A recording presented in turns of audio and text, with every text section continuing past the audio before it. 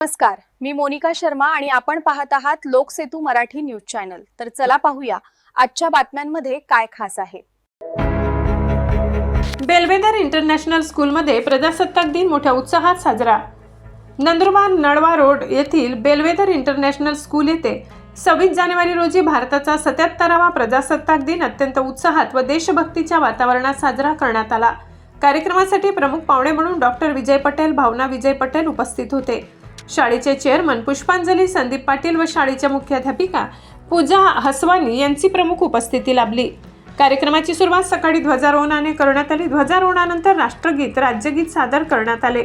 त्यानंतर विद्यार्थ्यांनी विविध देशभक्तीपर कार्यक्रम सादर करून उपस्थितांची मने जिंकली। शाळेतील विद्यार्थिनींनी सादर केलेल्या देशभक्तीपर गीतांनी वातावरण भारावून टाकले।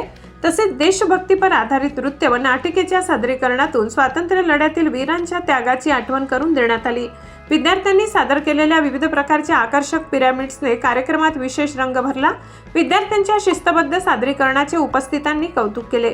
प्रमुख पाहुण्यांनी आपल्या भाषणात विद्यार्थ्यांना देशाच्या विकासासाठी जबाबदार नागरिक बनण्याचे आवाहन केले, तसेच संविधानाच्या मूल्यांचे पालन करण्याचा संदेश दिला।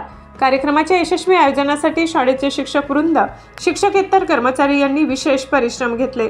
संपूर्ण कार्यक्रम आनंदी व प्रेरणादायी वातावरणात पार पडला।